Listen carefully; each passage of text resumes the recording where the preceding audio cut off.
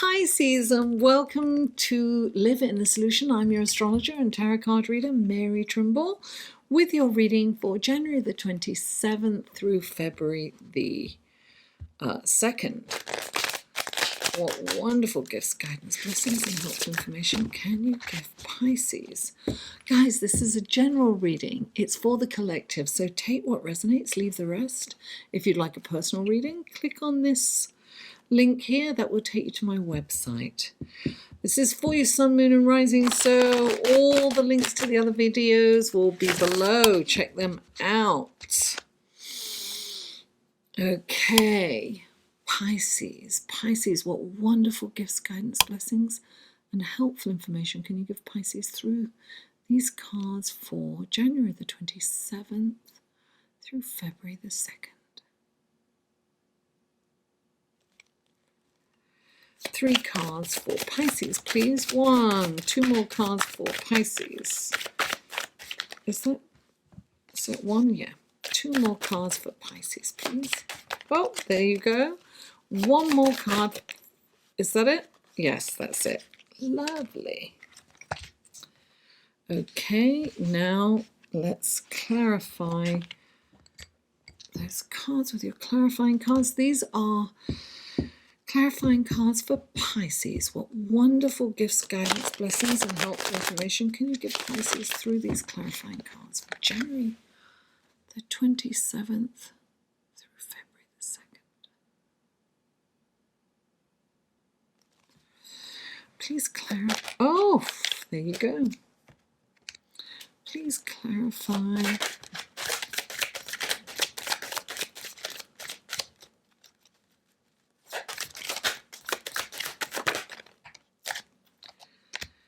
And please clarify. There you go.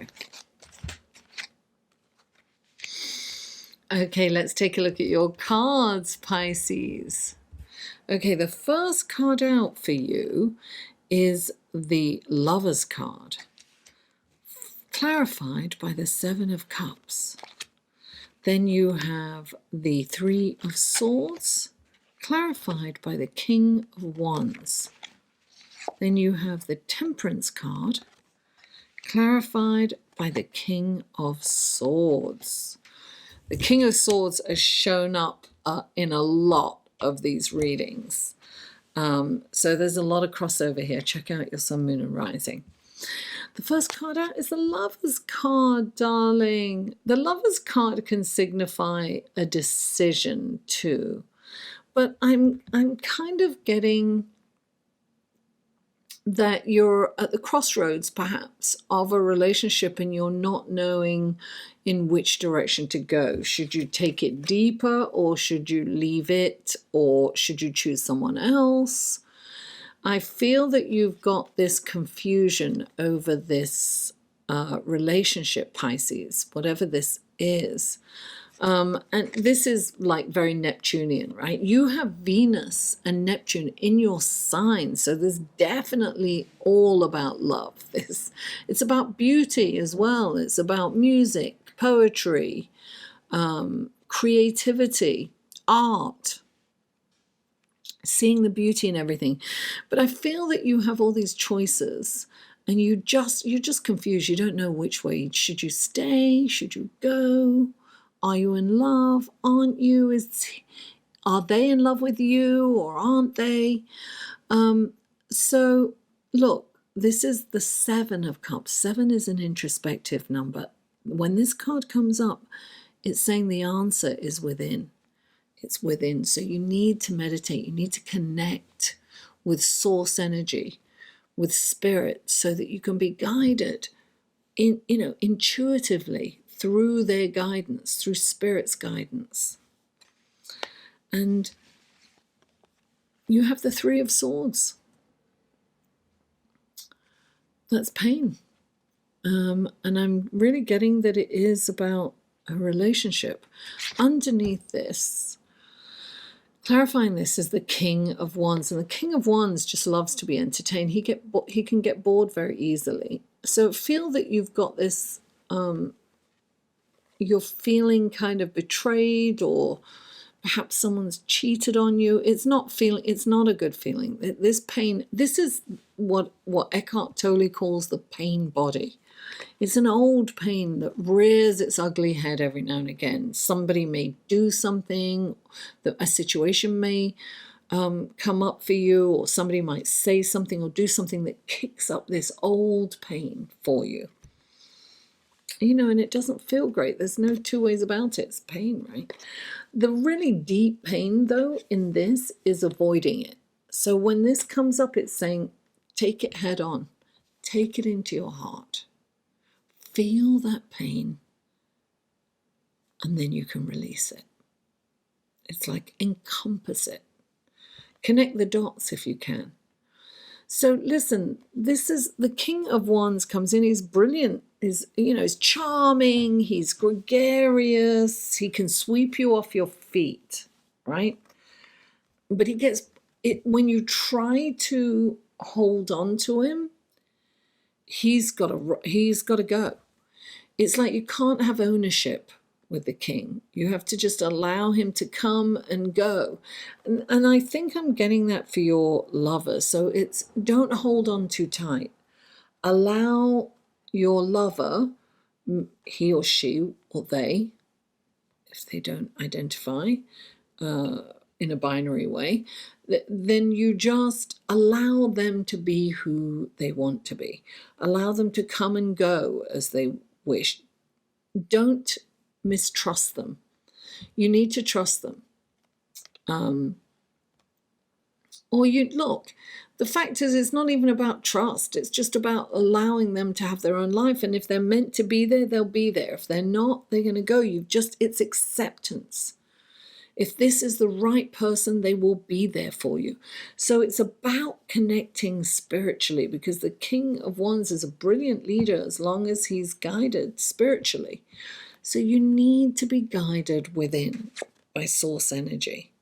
It's the only way you're going to get through this and make the right decisions. There are no mistakes. There's no wrong decisions. You just, you'll reap from it, or you'll have a lesson, one or the other. There are no mistakes. There are just different choices. If you're meeting someone new, be careful of someone that just sweeps you off your feet. I mean, the energy, stay tuned for the astrological report, because you'll get this then. Because the energy is about, it's highly connected, it's highly sexual, it's highly exciting. So there is a possibility that you can get your heart broken if you hang on too much, right? Don't hang on. Being free within a relationship is important for most people right now. So allow your partner or your dalliance or your date or your, long-time lover, allow them some freedom. They'll probably stay closer when you allow them to be free.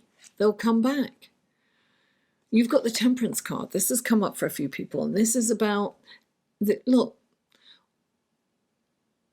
everything in moderation. 3 words. That's what you need to remember all week. Everything in moderation. I don't need to expound on that. Everything in moderation. That means everything. That means lovers. That means being in that pain body. It means working too hard, consuming. Everything in moderation. And you've got the King of Swords here, and he's the champion for justice. He's the counselor. Maybe you need to speak to a counselor. Maybe you need, a rational opinion. When he's very rational and balanced, and you're being asked to be rational, or get some guidance from someone who is rational. This is about kind of going by the rules, the traditional way. Don't take any shortcuts. Do everything for the right reason, for the higher good of everyone. Don't be, it's very important not to be vindictive or to try and get someone back. It's very important to to just keep your side of the street clean. That's the best way I can put it. Keep your side of the street clean, Pisces. Stay on the straight and narrow. Don't waver from the path. Pisces, thank you so much for tuning in. Please don't forget to like, share, comment, and subscribe if you haven't already. And stay tuned for the astrological report, which is right after this. Mwah! I love you all, and I'll see you on the other side. Hello, I'm so happy that you decided to stay around for the astrology report this week for January the 22nd through February the 2nd to see what is happening in the celestial sky for this week. And we start with Monday. January the 27th, Venus is conjunct Neptune. Venus is the planet of love, relationships, finance, and Neptune is the planet of creativity, kind of connection with the ethereal realm. It's also illusion and delusion. So these planets are both in Pisces. Now, Neptune, it rules Pisces, so it's at home in Pisces, and Venus is exalted in Pisces, which means that Venus can really express herself fully in Pisces. So this is a very strong energy, and they are conjunct. Now, this is kind of a very sensitive, kind of dreamy and romantic energy. This transit is about filling your world with beauty, art, music, that you'll see beauty in everything.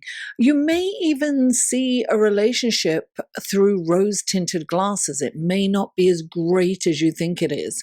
But on the other hand, you can also feel disappointed in a relationship because it doesn't stand up to your impossible standards.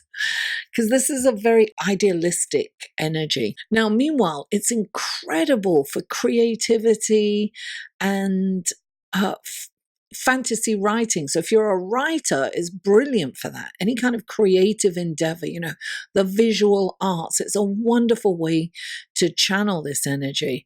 Now, you can also be tempted to purchase a big ticket item, because there's no kind of foresight. You just see something and you want it, and you may not even consider the balance in your bank account. It's like, oh, get the credit cards out. Yeah. So resist that urge. Run it by someone before you make those purchases or, make that commitment.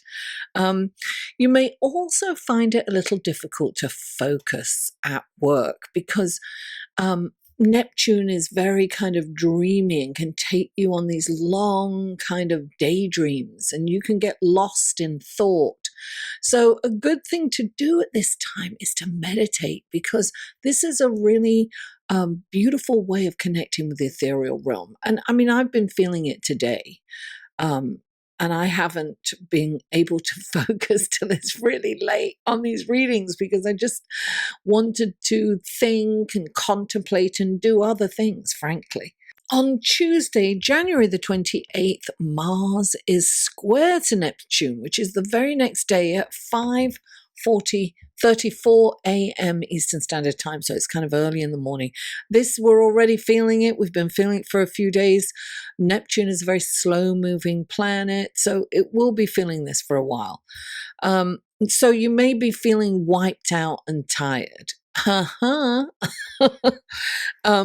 This aspect takes the wind out of your sails, it really kind of affects your self-esteem also. It can kind of make you paranoid or suspicious of people or their intentions, and take you on a journey of illusion, thinking that everyone is out to get you. It can be that.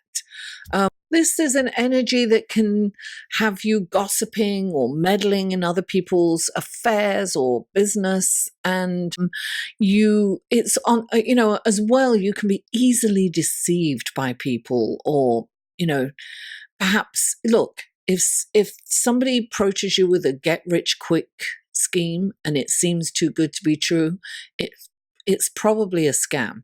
So be aware of how enticing those things are, and up front, resist the urge to make any kind of major decisions on purchases or investments during this time. This is a really good time to retreat and to meditate, to go within. Use this energy to connect with source. Neptune is a really good way of doing that. So when you go within, Mars is, outward energy. So if you can go within, you can use that energy to connect with the ethereal realm.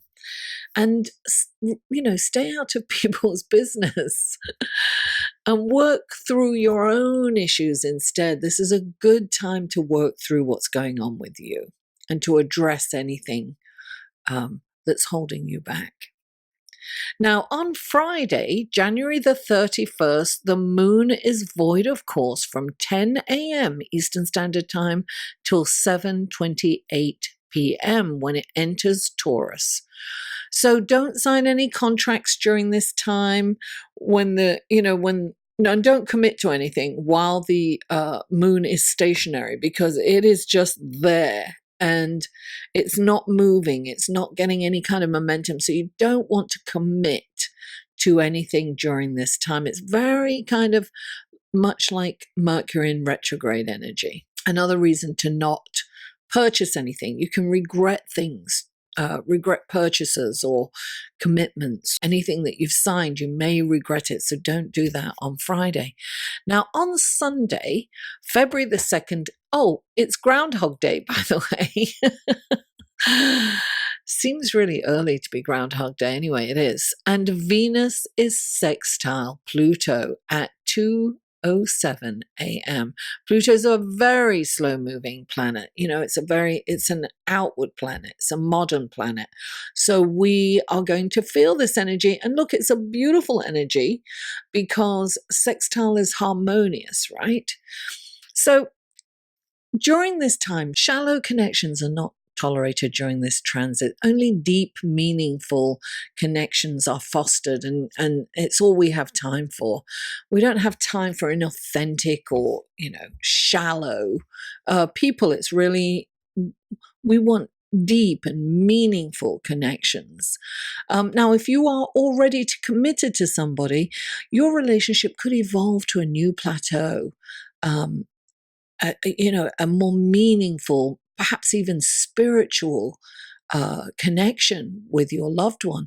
And if you are single, you could fall madly in love for someone and even become obsessed with them. There's a very kind of intense sexual energy in the air, and it is possible to even explore the taboo during this time. Now, as a result of that, clandestine affairs are feasible and are possible. So, yes, watch out for that.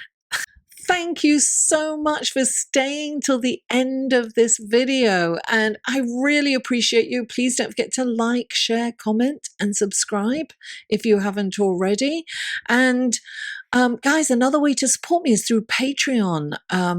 You can click on this link here and go to my Patreon page, and I post things there that I don't post anywhere else. And I want to thank my patrons.